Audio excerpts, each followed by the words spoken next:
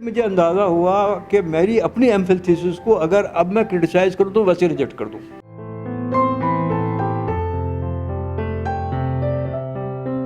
I am honored to introduce our next professor. His name is Dr. Tariq Jalees. He is a seasoned professor of business. He has worked at various universities in Karachi. He is presently an associate dean at PF Keat, and he's also known as one of the pioneers of the doctorate program at IOBM. Sir, آپ کے آنے کا بہت بہت شکریہ. It is an honor for all of us for you to be here, sir. یہ بھی میرا پلیجر ہے کہ میں یہاں پہ مجھے اب بات نہیں کرنے کی چاہ رہا. I am humble and privilege to be here. Thank you very much سر.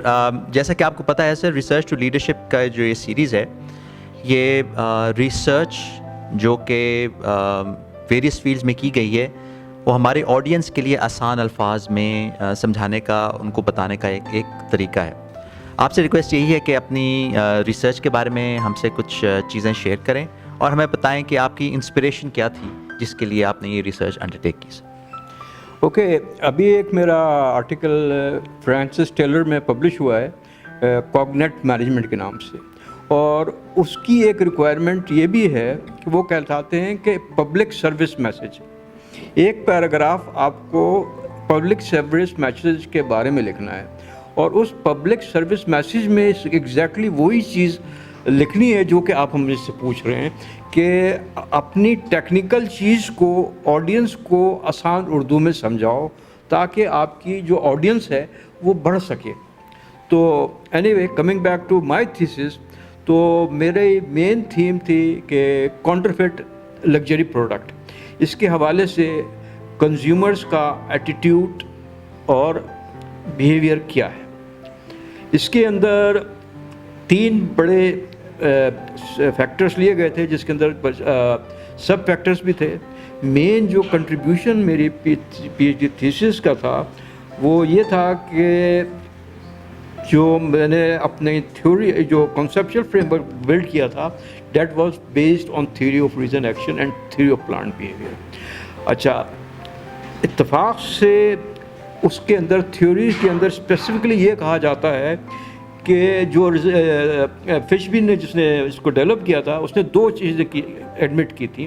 ایک چیز یہ ایڈمٹ کی تھی کہ یہ تھیوری جو ہے آپ کے ایتھیکل بیہیویئرس کو یا مورل بیہیویئرس کو ایکسپلین نہیں کر سکتی، اور اگر آپ کو کانسیپچل فریم ورک کے اندر ایتھیکل بیہیویئرس ریلیٹڈ پیرامیٹرس ڈالنے ہیں تو آپ کو اس تھیوری کے اندر ایڈ کرنا پڑے گا. دوسرا، اس ٹی آر اے اور ٹی پلان بیہیویئر نے یہ بھی کہا تھا کہ میری تھیوری جو ہے صرف ڈیولپ کنٹری کے لیے ہے، اور اس کی ویلیڈیٹی ابھی ڈیولپنگ کنٹری میں نہیں ہے. تو یہ 2 بیسس کو لیتے ہوئے میں نے اپنا کانسیپچل فریم ورک بلڈ کیا. کانسیپچل فریم ورک کے اندر 4 moral and ethical related variables ڈالے جو کہ فرسٹ ٹائم یوز ہوئے تھے، جس کے نام تھے ریلیجوسٹی، اور اس کے بعد تھا idealism, relativism and consumer ethics. یہ 4 بیہیویئر تھے. اسی طرح 4 اور آئٹمس تھے جو کہ کلچر ریلیٹڈ تھے، کیونکہ when we are talking about theory of reasoned action, اس کے اندر 2 چیزیں ہوتی ہیں، attitude and subjective norm. Subjective norm سے مراد یہ ہے کہ کلچر یا پیئرس کیا بلیو کرتے ہیں. تو جو ہمارے پاس سوشل نارمس کے جو ویریبلس تھے، اس کے اندر 4 ویریبلس تھے، اور انڈیویجولزم، کلیکٹیوزم، انفارمیٹیو سسپیکٹیبلٹی اینڈ نارمیٹیو سسپیکٹیبلٹی. یہ جو 4 ویریبلس ہیں یہ کلچرل ریلیٹڈ ہیں اور آپ کے پیئر سے بھی ہیں. جیسے انڈیویجولزم کی ہم جب بات کر رہے ہوتے ہیں تو انڈیویجول سے مراد یہ ہے کہ لوگ جو ہیں وہ کوئی بھی اپنا جو ایٹیٹیوڈ یا بیہیویئر اڈاپٹ کرتے ہیں، کس کے بیسس پہ؟ اپنے پرسیپشنس کے اوپر. They are least bother about کہ آپ کے فیملی والے کیا کر رہے ہیں اور آپ کے سوسائٹی کیا کر رہی ہے. Collectivism on the other hand دوسری سائڈ ہے، جس کے اندر لوگ اپنے پرسنل گولز کو سیکریفائز کر دیتے ہیں for family and for what you call it, آپ کے ٹرائبس کے لیے. ٹھیک ہے. اسی طریقے سے سوشل فیکٹرز کے اندر، انفارمیٹیو اور نارمیٹیو کے اندر کہ آپ سسپیکٹلی جو ٹرمز ہیں وہ یہ ہے کہ لوگ جو ایٹیٹیوڈ فارم کرتے ہیں بیسڈ آن دیئر پیئرس، کہ آپ کے پیرنٹس نے کوئی چیز خریدی، آپ کے کولیگ نے خریدی تو آپ بھی خرید لیتے ہیں. اور دوسرا یہ ہے کہ جب ہم اس کی بات کر رہے ہوتے ہیں انفارمنگ اسپیکٹ کے لیے، ڈاکٹر عرفان جیسے آدمی ہوتے ہیں، ان نے کوئی چیز خریدنی ہوتی ہے تو پھر وہ ریسرچ کرتے ہیں انٹرنیٹ کے اوپر اور وہاں پہ، اور اس کے بعد پھر وہ ڈیسائیڈ کرتے ہیں کہ اس چیز کو خریدے یا نہیں خریدے. تو یہ ایک جو ہے کہانی ہے جس کے اوپر ہم نے کام کیا تھا، اور over all it was very successful. اب اس کے ڈیٹیل میں تو نہیں جاؤں گا، مگر بیسیکلی یہ ایک ہماری تھیم تھی. صرف یہ تھا کہ جب میں نے اس پہ کام کرنا شروع کیا تھا، اچھا میں ایک چیز یہ ہے کہ اکثر لوگ جانتے ہیں کہ میری طبیعت ایسی ہے کہ ایم ناٹ لیسٹ بادر کہ کیا پہنا ہوا ہے کیا نہیں پہنا ہوا ہے، یہ برانڈیڈ ہے ان برانڈیڈ ہے، میرے لیے مطلب فرق نہیں پڑتا ہے. مگر میرا بیٹا جب چھوٹا تھا، جب سے وہ میرے خیال 6 7ویں میں آیا تھا، اس کے بس ذہن میں برانڈ کانشیسنس بن گیا. تو ایک تو برانڈ کی بات کرتا تھا، تو جب برانڈ کی بات کرتا تھا تو وہاں ہم جاتے تھے، تو پھر مجھے پہلی دفعہ پتہ لگا، یہ اسی دوران کی بات کر رہے ہیں جب کہ سمجھے وہ میں پی ایچ ڈی کرنے کا پروگرام کر رہا تھا. تو پھر پتہ لگا مجھے کہ جب برانڈ کے بات پتہ لگی تو اس نے کہا کہ آپ کو 1 نمبر کا چاہیے 2 نمبر کا چاہیے. تو اس وقت مجھے پہلی بار ایک چیز پتہ لگی کہ کاؤنٹر فیٹنگ بھی کوئی ایک چیز ہوتی ہے. تو پھر بینگ ریسرچر تو پھر ہم نے دیکھا کہ یار اس پہ کام کیا ہے کیا یہ چیز. تو پھر پتہ لگا کہ پاکستان جو ہے one of the leading countries جو کہ کاؤنٹر فیٹ پروڈکٹس کے لیے مشہور ہے. 70% جو یہاں کے جو چیزیں ہیں باہر جا رہی ہیں وہ پاکستان سے ہی جا رہی ہیں. تو اسی طرح پھر میرا اس میں شوق اور رجحان بڑھتا چلا گیا اور میں فردر کام کرتا چلا گیا. سر سنس آپ یہاں پہ موجود ہیں، ہمیں آپ کی ریسرچ کے واسٹ ایکسپیرینس سے تھوڑا فائدہ حاصل ہونے کا موقع مل رہا ہے. آپ کو آج کل کی جو ریسرچ انوائرمنٹ ہے اس کو اور اپنے ٹائم پہ جو ریسرچ انوائرمنٹ تھی اس میں پرائمرلی ڈفرینس کیا نظر آتا ہے؟ ریسرچ انوائرمنٹ کیسے کے لیے ضروری ہے کہ آپ کے پاس ریسرچ گروپ ہو، اور ریسرچ گروپ کے اندر آپ ضروری نہیں ہے کہ بیٹھے ہوئے ڈسکشن بھی کر رہے ہوتے ہیں تو آپ سب کانشیسلی کچھ نہ کچھ ایک دوسرے سے ایکسچینج کر رہے ہوتے ہیں. اب جیسے میں نے تو ملائیشیا سے کیا ہے، تو وہاں پہ ایک بہت بڑا ہال ہوتا ہے، وہاں فریج رکھا ہوا ہوتا ہے، 24 گھنٹے کھلا ہوا ہوتا ہے. تو وہاں پہ انجینئرنگ والا بھی بیٹھا ہوا ہے، کمپیوٹر سائنس والا بھی بیٹھا ہوا ہے، سوشل سائنس والے بھی بیٹھے ہوئے، اپنا بھی کام کر رہے ہیں اور بھی ڈسکشن کر رہے ہیں. تو اس سے ایک لرننگ ہوتی ہے، اینڈ جو کہ یہاں تھی IOBM میں آج سے 3-4 سال پہلے، اب وہ ختم ہو گیا ہے ریسرچ کلچر. تو دیٹ از ریسرچ کلچر جو ہے، اگر آپ ریسرچ کرنا چاہ رہے ہیں یا ایون PhD انوائرمنٹ کریٹ کرنا چاہ رہے ہیں تو آپ کو ریسرچ کلچر بنانا ہوگا. ابھی بھی جیسے ہمارے PhD کے اندر گروپس تو بنے ہوئے ہوتے ہیں، مگر you don't need research group جو کہ سو کالڈ ریسرچ گروپ ہوں، پریکٹیکل ریسرچ گروپ ہوں. جیسے کہ ہم لوگوں کے پاس تھا کہ صبح ہم لوگ جاتے تھے 12 گھنٹے بیٹھے رہتے تھے. مجھے یاد ہے کہ اسی کے اندر یہاں پہ کونے میں ڈاکٹر عدنان بیٹھے اپنے ماڈل کو فٹ کرنے کی کوشش کر رہے ہیں، یہاں پہ ڈاکٹر انور اپنے ماڈل کو فٹ کرنے کی کوشش کر رہے ہیں. باقی اور لوگوں کو بھی معلوم تھا کہ یہاں کے اوپر ایک سیٹرڈے کو 9 سے 4 بجے تک ایک گروپ بیٹھا رہتا ہے. تو اس زمانے میں جس کو بھی ریسرچ کے حوالے سے یا کسی بھی انپٹ کی ضرورت ہوتی تھی یا ایکسچینج آف آئیڈیاز کی ہوتی تھی، وہ وہاں آ جاتے تھے. میں ایک اور بات بھی اپنے ویورز اور آڈینس کے لیے بتاتا چلوں کہ ماشاءاللہ ڈاکٹر صاحب کے اسٹوڈنٹس بھی اب تھے ماشاءاللہ اسسٹنٹ پروفیسرز، اور وہ اپنی ہی ایریاز کے اندر بھی جو ہیں وہ اس ریسرچ کو آگے لے کے چل رہے ہیں. سر کی سکھائی ہوئی ٹیکنیکس کو، سر کی سکھائی ہوئی ریسرچ کو آگے لے کے جا رہے ہیں. سر آپ نے اپنے ٹاک کے دوران برانڈ کانشیسنس کی بات کی، اور ہمیں سب کو یہ نظر آ رہا ہے کہ جو ینگر جنریشن ہے اس میں برانڈ کانشیسنس زیادہ اپیرنٹ ہے، زیادہ نظر آ رہی ہے. آپ چند ان وجوہات کے بارے میں ہمیں آگاہ کر سکتے ہیں جن کی وجہ سے یہ جو برانڈ کانشیسنس ہے وہ بڑھ رہی ہے آج کل کی ماڈرن جنریشن سے؟ 2-3 فیکٹرز ہیں. سب سے پہلے تو آ جاتا ہے سوشل میڈیا آ جاتا ہے، ایک بہت امپورٹنٹ پارٹ پلے کرتا ہے. پھر آپ کے پاس آپ کے پیئرس اینڈ گروپس ہیں، آپ کے سارے گروپ ممبرس فرینڈس جو ہیں وہ اگر برانڈ کانشیس ہیں تو پھر وہ چیز آپ کے اوپر رب ان کر جائے گی. اور پھر ایک اور ہوتا ہے کہ پرانے زمانے میں جو لوگ رشوت بھی لیتے تھے تو وہ مکان سادہ رکھتے تھے کیونکہ ان کو ڈر بھی لگتا تھا. اب یہ ہے کہ جو ابھی کلرک ہے وہ ڈیفنس میں بھی 2 کروڑ کا مکان بنایا ہوا ہے اور دکھا رہا ہے. تو یہ ایک ایموشنس ہیں, یہ ایک طریقہ کار ہے کہ اپنے آپ کو میٹیریلسٹک بنانا. تو یہ جذبہ جو ہے ہمارے یہاں ایک میٹیریلزم کا بڑھتا جا رہا ہے, اور برانڈ کانشیس لوگ جو ہوتے ہیں وہ ایک طریقے سے یہ بتانا چاہ رہے ہوتے ہیں کہ وہ ایک سرٹن کلاس کو بلانگ کرتے ہیں اور ان کا ایک سرٹن کلاس ہے جس کی وجہ سے برانڈ کانشیسنس بڑھنے جا رہی ہے. مگر یہ تو خیر ایک لمبی کہانی ہو جائے گی, بٹ نیور دی لیس اس کی ایک پازیٹیو سائڈ بھی ہے, نیگیٹو سائڈ بھی ہے کہ اگر برانڈ نہیں ہوتا تو پھر کیا ہوتا.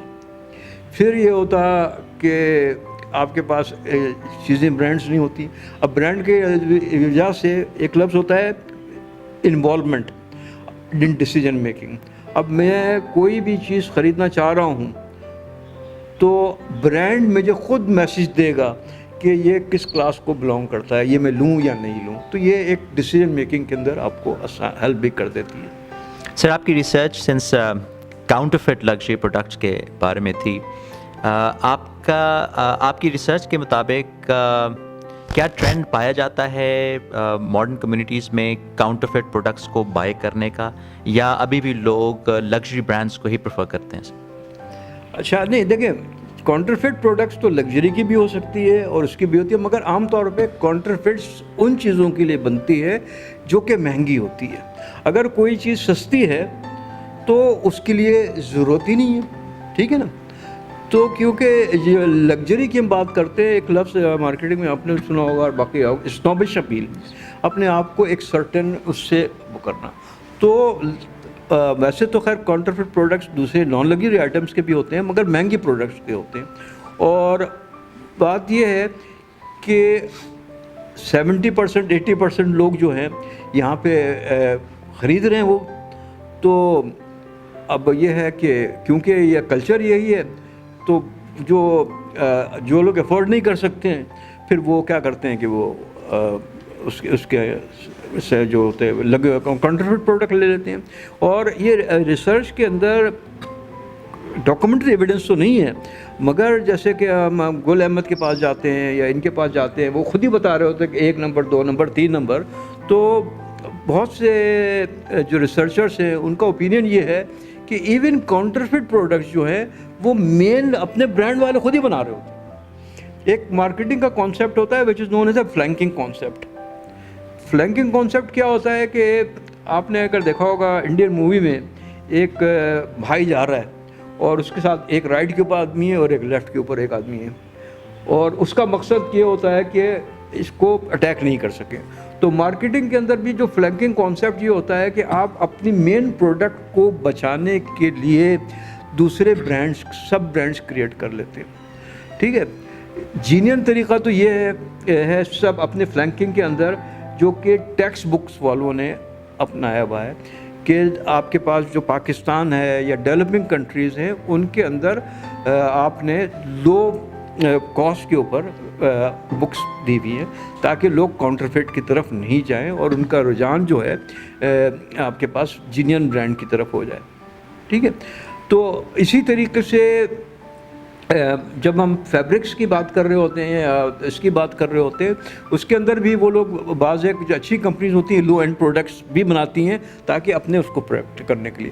مگر جو ایک سب سے انٹرسٹنگ چیز ہے جو اس کے اوپر ریسرچ کرنی چاہیے, جس کے اوپر کہ کیا واقعی میں یہ جو آپ کے کانٹرفٹ پروڈکٹس سے کمپنی بنا رہی ہیں یا نہیں بنا رہی ہیں, یہ ایک انٹرسٹنگ کوشچن ہے ویسے.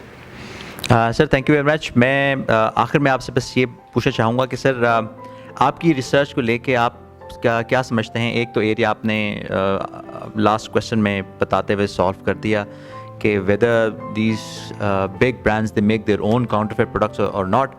آپ کی جو ریسرچ ہے سر اس کو لے کے اور کون سے ایسے ایونیوز ہیں جس میں فیوچر ریسرچرز جو ہیں وہ کام کر سکتے ہیں؟ دیکھیں, رولس اینڈ ریگولیشنس پاکستان میں رمضان کی مثال دیتا ہوں. ٹھیک ہے.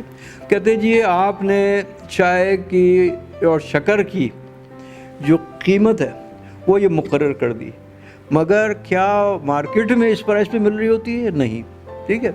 تو اسی طریقے سے جب ہم کانٹرفیٹ پروڈکٹس کی بات کر رہے ہیں، اور کانٹرفیٹ پروڈکٹس کو اگر ہمیں ختم کرنا ہے تو 2-3 چیزیں کرنی ہوں گی.